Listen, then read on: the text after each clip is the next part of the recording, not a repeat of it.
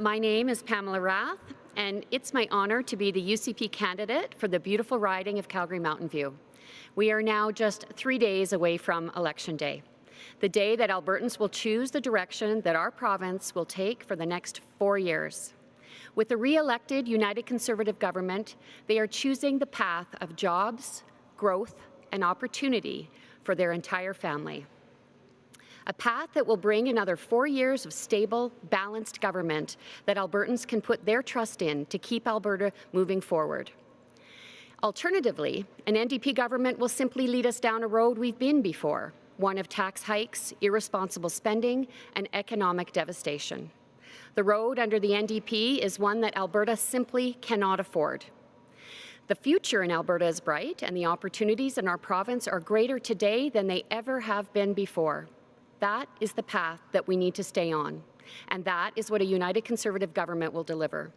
We will keep investment and job creators rolling in by being one of the most competitive tax jurisdictions in North America.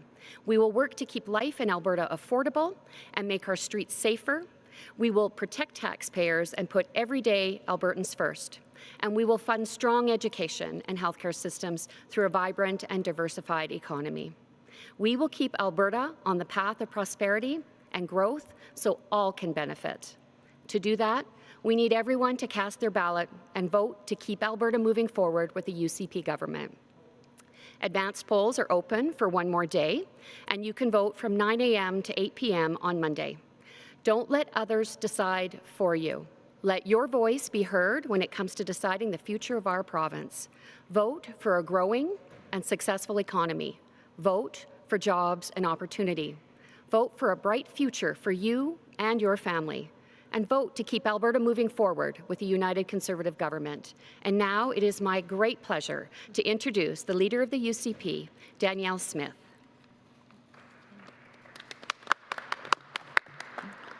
Well, thank you, Pamela, for that very kind introduction and for all the work that you've been doing to become our next UCP MLA in Calgary Mountain View. I'm delighted to also be joined here by Astrid Kuhn, our candidate in Calgary Buffalo, as well as Devinder Tour, our candidate in Calgary Falconridge, Inderjeet Grewal, who is our candidate in Calgary Northeast, and Amanpreet Gill, who is our candidate in Calgary McCall. In just 3 days, Albertans will go to the polls to cast their ballots in one of the most consequential elections our province has seen in decades. And for me, the focus in this election has always been clear. It's about everyday Albertans, their families, their livelihoods, and their safety. And the United Conservative Party has a strong, stable plan that all Albertans can rely on. One that will grow the economy, make life more affordable, make our streets safe, and improve healthcare for all Albertans. And what does the NDP have? They've got nothing more than fear and negativity and misinformation. In fact, scaremongering has been their entire campaign strategy, other than promising to raise taxes, of course, and that's because they don't want to talk about their plan to raise taxes and spend recklessly. And while the UCP is running on a record of success and economic growth, because it's a record we can be proud of, Rachel Notley is running away from her record as Premier because she wants you to forget it.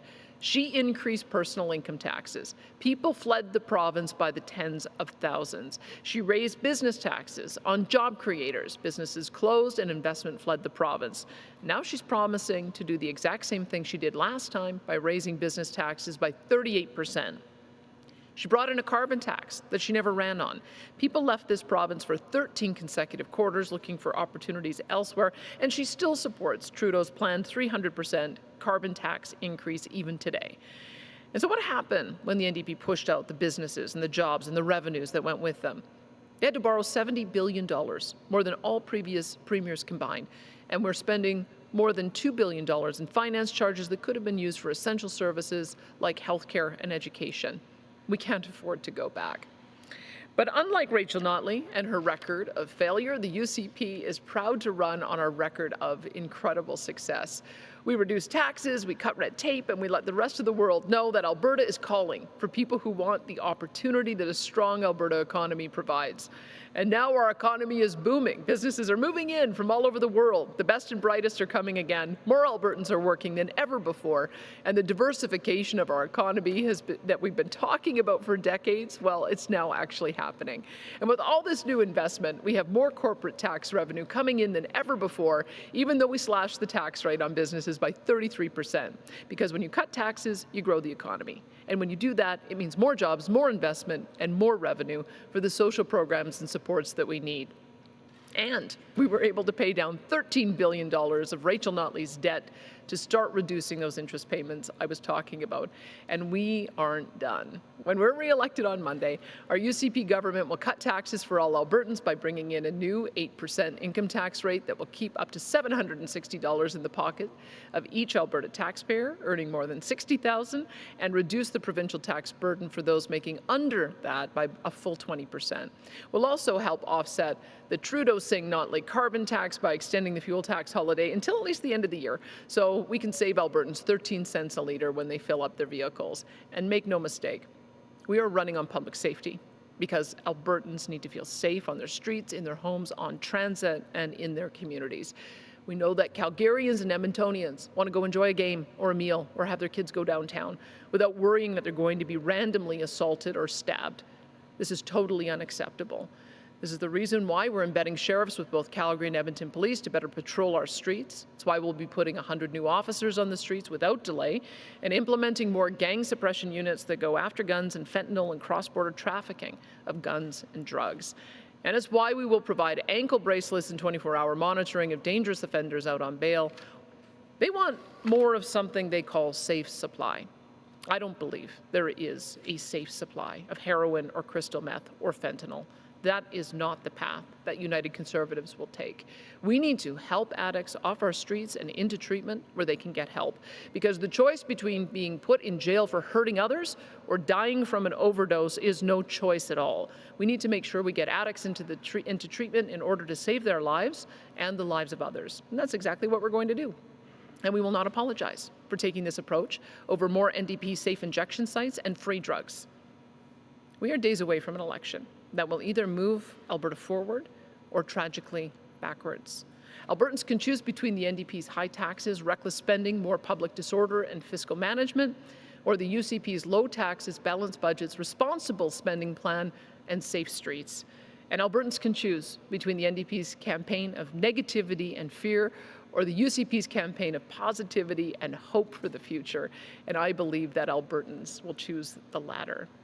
I might just take a moment, since this will be my last media availability before the election, because I know that there was some concern with the wildfires that it might disrupt the election. And I said at the beginning that that would be a decision of Elections Alberta.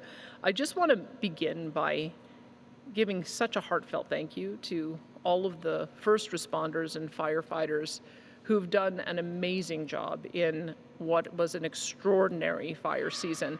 We've had firefighters come in from all over the country, from the United States. We even have a crew coming in from New Zealand today to be able to provide relief. We've had the military have 4 companies assisting us with our efforts. And while we still are at very early stages in the fire season, I am pleased with the reports that I'm hearing. I've chaired the Emergency Management Cabinet Committee every morning at 8:30. We get daily situation reports. We're on report number 69. And I just want to give you an idea of how extraordinary this year was so that you know the immense efforts that our first responders went through. Last year at this time, we had 336 fires and 491 hectares had been burned. This year so far, we've had 522 fires and 1,032,291 hectares burned. We've never seen this kind of activity this early in the spring. As a result, 35,000 individuals through the course of this were evacuated, and I'm very pleased that most of them have returned home. There are 5,000 people who are still evacuated, but many of those communities are going to be returning home in the coming days. The greatest disruption has been to the communities of Little Red River Cree Nation. I've spoken with Chief Conroy about how we might be able to assist in their rebuild. Sturgeon Lake Cree Nation, I've spoken with and visited the reserve, as well as spoken with Chief Sunshine about how we might be able to help. And we had a meeting with East Prairie Métis Settlement and the chair, Ray Superno, about how they need to rebuild. All three of those have suffered losses of homes and structures, and so the work of the next government is going to ensure that their reconstruction can begin without disruption. I've made sure that Ms. Notley has been able to be brought up to speed on all of the daily situation reports, so that she is also very aware of what will need to be done for reconstruction post-election. We've also had the Red Cross doing an appeal that is matched with the Alberta government and the federal government. They are already at $8 million, so the generosity of the country knows no bounds, and so that will also go to assist small business as well as social agencies to assist with re-entry and the mental health issues that always accompany these kinds of tragic events. That is scheduled to continue going until June the 3rd, and that will be another decision the new government will have to make in the coming days, because the state of emergency is set to expire on June the 3rd, and so we'll leave that until post-election to see whether or not that needs to be extended. But the signs are looking good. I understand that Elections Alberta will be giving guidance to those communities that are still disrupted on how to vote. And so we will, for those communities, they should be looking at the Elections Alberta website. Of course, we're in the middle of advanced polls. Anyone can vote at any polling station at the moment. But for those communities that are still disrupted, their Elections Alberta will give guidance if there's any additional measures that need to be taken on Monday. And with that, I'd be happy to take questions. All right, everybody just line up by Justin. I'll take all questions on the floor first. Just one question per journalist, name, outlet, and then I have to head to the phones. Go ahead. Good morning, Premier. Andrew Lawton with True North. My question is about MAID. As you know, in March, the criteria are expanding to allow people with only a mental illness to access MAID. But under the current system, there is variation from province to province on access. BC is notoriously more loose with its restrictions. In some provinces, people have gotten MAID because their issue is related to housing, not related to any irremediable illness. So do you see there as an option for Alberta to go the other way and actually at the provincial level keep this somewhat more restricted? You know, I think Pierre Poilievre did say it well, that we've got to make sure that people have hope and that people do not deteriorate into despair, thinking that that's their only option. That's part of the reason why we have such a strong focus on mental health and addiction, is that we need to restore people's lives. We need to make sure that they have the ability to get out of dire situations and back on the road to recovery. It's the reason we need to have a strong economy so that we can support people in their social programs. And that is the approach that we want to take. We certainly do not want to see us going down the pathway where people are choosing that option because they're in despair. We think we've got to address the underlying despair and make sure people feel confident that they can face life's challenges. So we have a bit of a different approach. Sean Polzer, Western Standard. Janet Brown this morning released a poll that suggested the Notley NDP are losing support among women because of their negative campaign, and I'm just wondering what some of your thoughts were and if you shared those sentiments. Well, I'll put it the other way. It looks like we're winning support among women because of our positive campaign. And that's the kind of campaign that I always wanted to run. We have a lot of work to do in our big cities. There's no question about it. And I am not taking anything for granted. That I want to make sure that every single one of our incumbents is able to return into the legislature. And the polls have gone up, they've gone down, and they've varied quite a bit over a number of days and weeks. And so I just don't want anyone to think that they can't stop working. Everybody's got to work right to the very last minute, because I want to see every single one of our incumbents return. Rachel Emmanuel with True North. On Wednesday, you mentioned the work that your government is continuing to do to eliminate the carbon tax. I'm wondering if a re-elected UCP government would consider another challenge of the federal carbon tax, maybe looking at a different question than you've looked at in the past. I'd have to seek guidance on that. I had my initial guidance was that the Supreme Court is unlikely to want to hear another case on a similar matter so close after having rendered a judgment. But I think that there are some things that we need to look at. For instance, it's becoming pretty clear that the price that the federal government has set is not the same price in every province.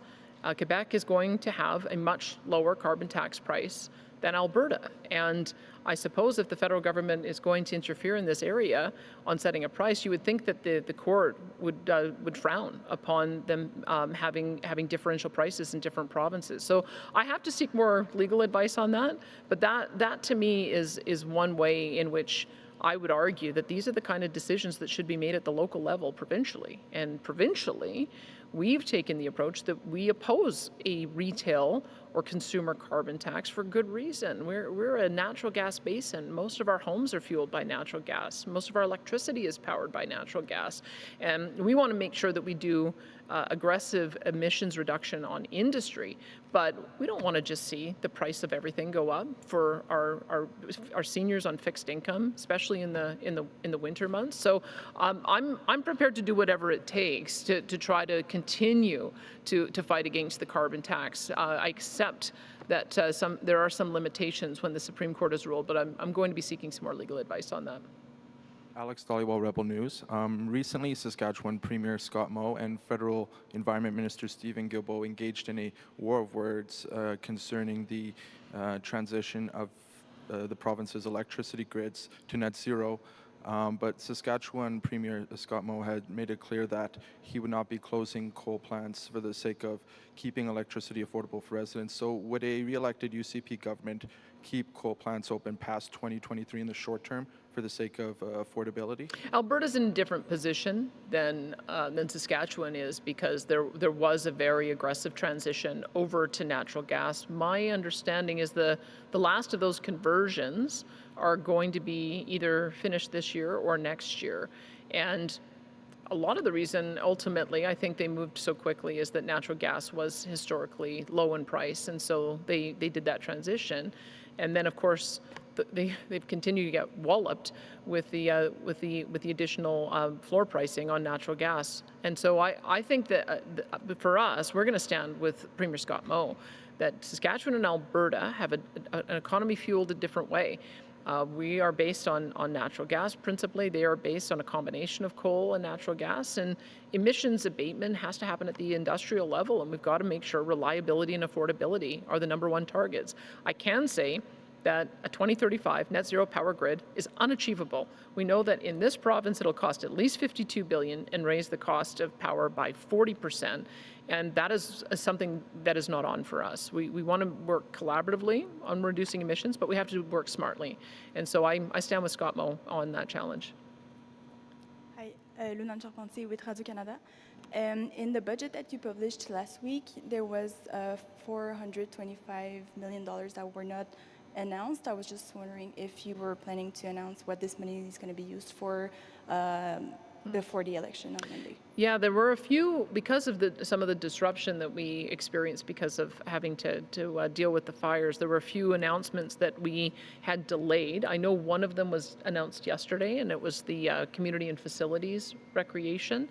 I'm just going to have to get my defer to Becca to see if there are other announcements coming out, but we can get back to you on what those are. We would love to be able to get all of our announcements out before Election Day, and we may have a couple of more announcements to go. But that was one of them. Hannah Said from City News. Calgary could end up deciding this election, and the former mayor of Calgary, Naheed Nenshi, has endorsed NDP. Do you think this could impact the decision of the undecided voters in Calgary?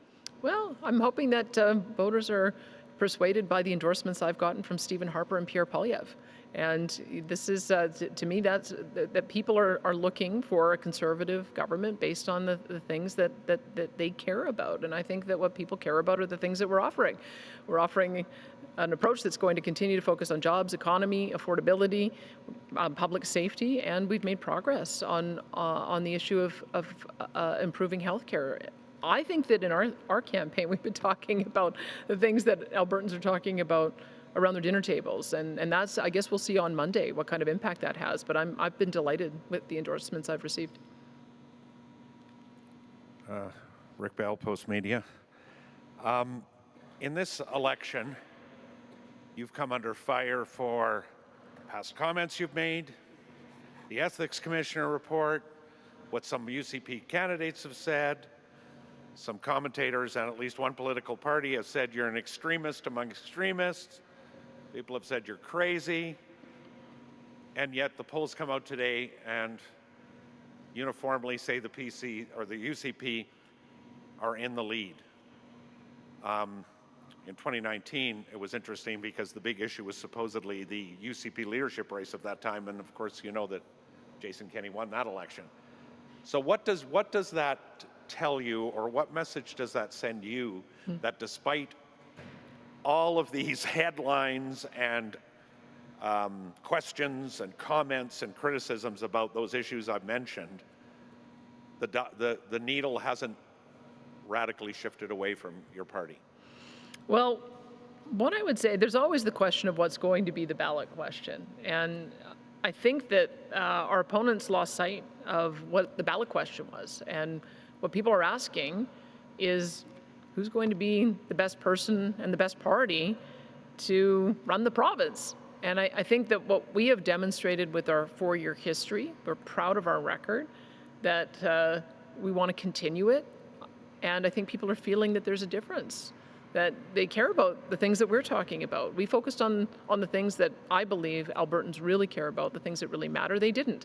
They focused on character assassination, and they didn't run on their record, and they didn't really run on what they were going to do differently. And I think that people see through that. They want to know that there's going to be a positive future, and that's what we've offered. And I think that's part of the reason why people are responding that way. Alicia Fieldberg, CTV Calgary. If you win on Monday, what are you going to do to combat an increasingly polarized province and bring Albertans together? Well, I hope that people see the kind of campaign that I've run and the kind of government that I've run, and the way I conducted myself on even in my previous jobs is the kind of person I am. I consult broadly. I don't always agree with every person that I speak with, but I want to get input, and then I want to make decisions based on what I've heard. And we have to make decisions. If we come up with a good answer, then we've got to get moving on it. And so I think that is what people should expect from me, is that my door is always open to people from all backgrounds, from all political persuasions. And I think that you learn by having that exchange of ideas. That's the type of person I am, and that's who I'll continue to be. All right, we're going to take a couple questions from the phone lines. Operator, can you put through the first caller, please? Josh Aldridge, Calgary Herald. Thank you for taking my question. Rick Bell earlier mentioned the polls, but they have been fairly back and forth down the stretch here. Yesterday, there were a couple polls out that showed the NDP in the lead. Obviously, today there's a couple out that show the UCP in the lead. What do your internal numbers, your internal polling numbers look like? And what has this battle been like specifically for Calgary, which has been the focus of so much of the election, especially heading into this final weekend? Nice try, but I'm not going to tell you our internal polling numbers. What I will tell you is that we know that we have got a tough fight in Calgary and Edmonton, and I want to make sure that every single one of our incumbents are able to return on Monday. So I will be spending an awful lot of time over the course of the next few days, making sure that we get every single last Conservative vote out to the polls, because every single vote is going to make a difference on Election Day. All right, operator, let's go to our last caller. Adam Toy, Global News. Yeah, thanks for taking my question. You have a number of supporters who are questioning the validity of voting machines. You also had a supporter who went so far as, if your opponent was declared winner, would jump in his truck and hunt them down.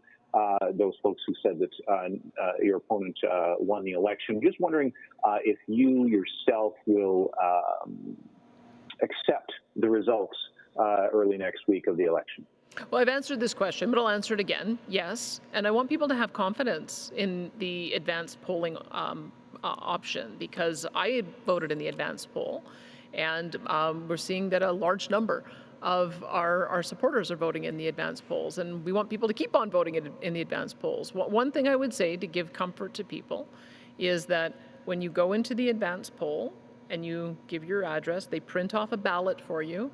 So you have a paper ballot, you mark the paper ballot, you put it in a Scantron machine, and it's tabulated that way. But we retain the paper ballot so that if there are close races and there needs to be a recount, you have the ability to go back and look at a paper ballot. I have confidence that the result is going to be the actual one, and it's up to us to make sure that we get every single Conservative vote out to the polls, whether it's in advanced polls or on election day, and that's what we're focused on over the next few days. All right, thanks everybody. Thanks, everyone.